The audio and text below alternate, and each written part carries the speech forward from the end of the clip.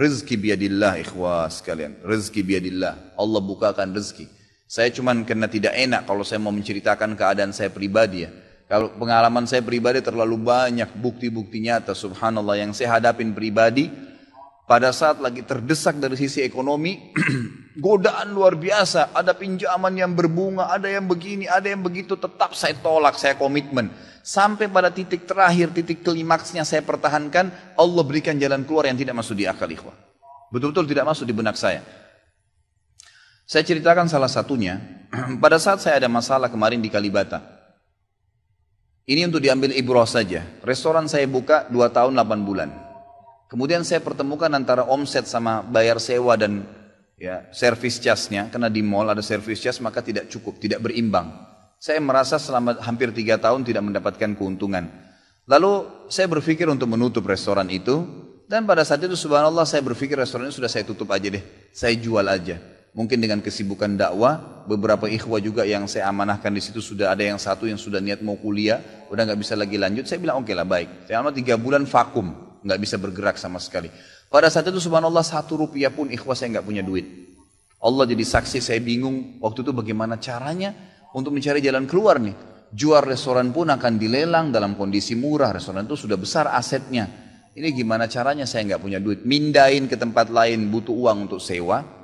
Gitu kan, membuka lagi butuh uang yang baru untuk membayar sewa yang tertunggak, gitu kan.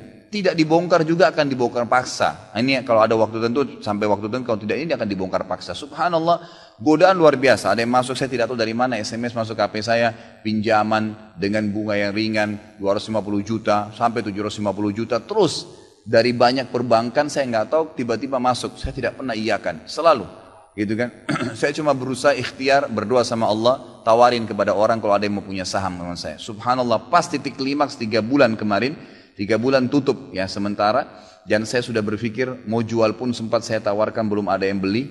Saya tiap hari saja berdoa.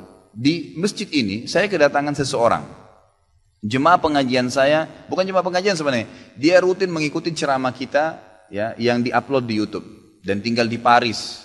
Orang Indonesia, orang kita tapi tinggal di sana.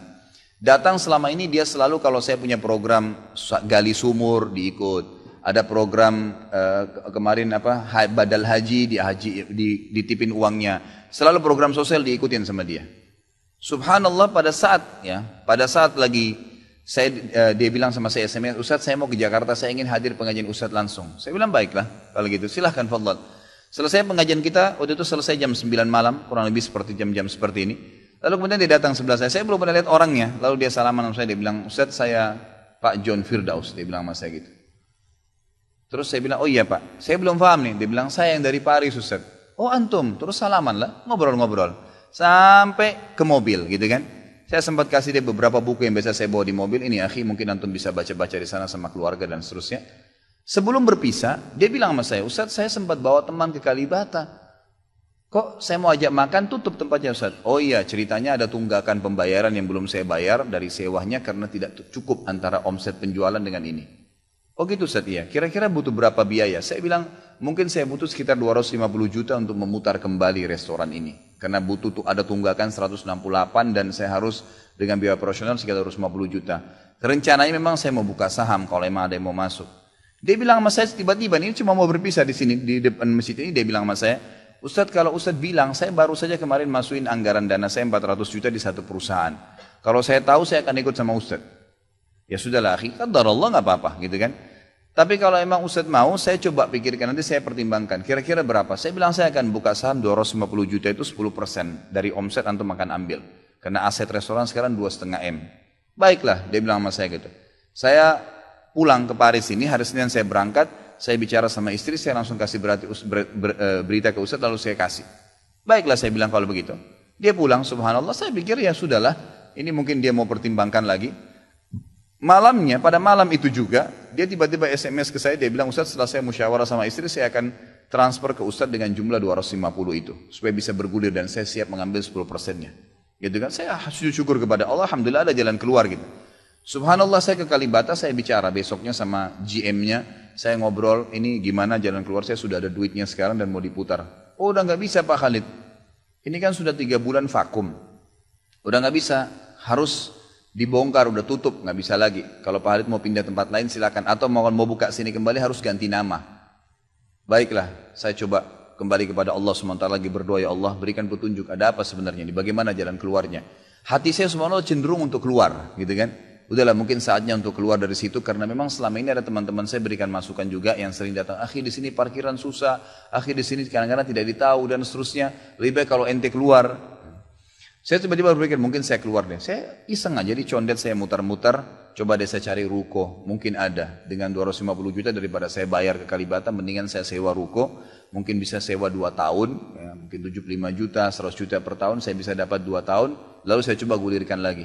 Dengan izin Allah, di depan rumah, di Jalan Raya Condet itu dekat rumah orang tua saya, ada satu ruko, 2 ruko disambung, 3 tingkat, dan ruko itu bekas travel haji umroh, gitu kan. Pas dipasang spanduknya disewa, dikontrakin, gitu kan.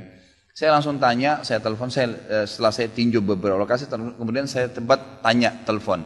Dia bilang boleh, silakan Bapak lihat, saya lihat ke dalam, cocok, alhamdulillah 3 lantai itu. Kemudian saya tanya sewanya, ternyata dananya juga mencukupin, gitu kan, dananya mencukupin. Lalu kemudian saya mulailah ya proses, saya bayar sewanya, kemudian saya juga proses pemindahan, dan insya Allah dalam waktu dekat akan dibuka. Tapi saya melihat dari pelajaran sini ikhwah, bahwasanya jalan keluar dari Allah itu ribuan, jutaan jalan keluarnya. Sabarin aja, nikmatin prosesnya. Setiap penawaran haram, tolak, jangan pernah mau. Dengan izin Allah akan ada jalan keluar. Tidak ada. Kata Nabi SAW, "Man taraka syai'an lillah abdalahu khairan min." Gitu kan? Jadi tidak ada sama sekali. Subhanallah, pada saat itu saya harus bayar sewa 225 juta, uang sisa 250 juta pada saat itu. Terus kemudian saya sempat telepon ke akhi itu lagi, ya, Pak John, semoga Allah jaga beliau. Saya sempat telepon, kemudian saya katakan, akhi, kemarin antum bilang antum sempat masukin dana 450 di 400 di Jakarta itu. Bagaimana kalau antum tarik uang itu, kalau masih bisa, kita gabungin aja, sahamkan per 250 juta itu ada 10%. Antum ambil aja 30% dari semua total omset penjualan nanti, tidak usah dengan 750, dengan 650 saja, gitu kan? Dia bilang kalau itu sudah nggak bisa Ustaz, tapi memang coba saya pertimbangkan deh.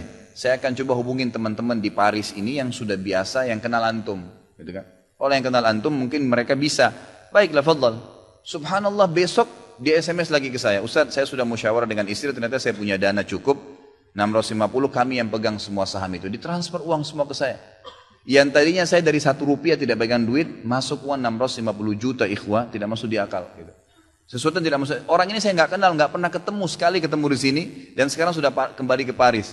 Setiap kali saya bilang akadnya saya akan kirim, baru tadi saya kirim akadnya. Sudah nggak apa-apa Ustaz, saya percaya. Akhi ini bisnis loh, bisa untung rugi. Sudah paham Ustaz. Orang lain aja banyak bisnis dia rugiin saya nggak takut, apalagi sama Ustaz. Sudah silakan, alhamdulillah. Saya melihat Allah berikan jalan keluar yang sangat dimudahkan. Yang penting nikmatin prosesnya dan yakin kepada Allah SWT. Jangan takut, gitu kan? Jangan takut. Dan ada banyak kisah seperti dalam hidup saya yang saya mungkin sebagian tidak diceritakan, gitu kan? Cuma ini tadi saya buka supaya memang bisa ada pengalaman. Karena rata-rata sini karena hanya masalah kekhawatiran saja, kekhawatiran rezeki yang insya Allah tidak akan ada masalah dalam kehidupan kita.